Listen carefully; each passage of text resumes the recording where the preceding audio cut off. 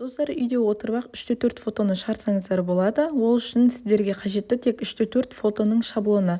Оны мен сіздерге тегін беремін. Ол үшін менің YouTube каналыма жазылыңыздар және дәл осы видеоның астына комментарий қалдырып, лайк бассаңыздар жеткілікті. Енді бізге қажетті программа бұл PicsArt программасы. Соның ішіне кіреміз, сосын плюсикті басамыз.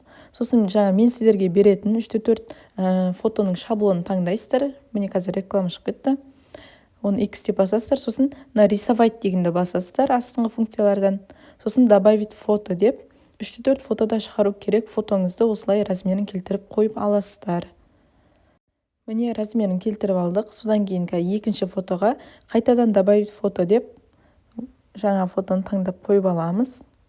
Онда размерін келтіреміз. Бұл 3-4 фотоны үйде шығарған жақсы жері, өзіңіздің қалаған фотоңызды шығара аласыз, қалағанынша түсіп. Содан кейін міне төбесіндегі блинчикті таңдайсыз, ана 2-4-5 тұр ғой. Сосын жаңа фотоны астыға түсіріп, өзіңізге сохранить етіп аласыздар. Содан кейін енді менде Epson принтері, міне Epson iPrint деген программаны жазып аласыздар. Сосын печать фотография дейсіздер.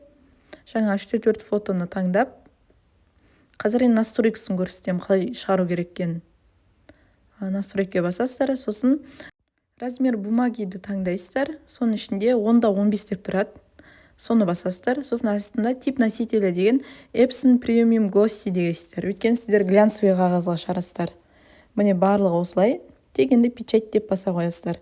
Ал енді достар, мен қазір сіздерге қалай ноутбукпен шығарамыз, соны көрсетемін. Ең бірінші өзіңіздің почтаңызға жібересіздер. Сосын фотоны ашып аласыздар да печать деп басасыздар. Менде бұл канонға жалғанып тұр. Сосын мына V5 дейсіздер размер бумагиге, сосын 10-15 деп шығады. Сол 10-15 таңдайсыздар. Немесе V5 шықпай-ақ 10-15 таңдасаңыздар болады. Міне бізде шықты, черно-белый қылып шығардым. Бұл әшейін үлгі ретінде ғана.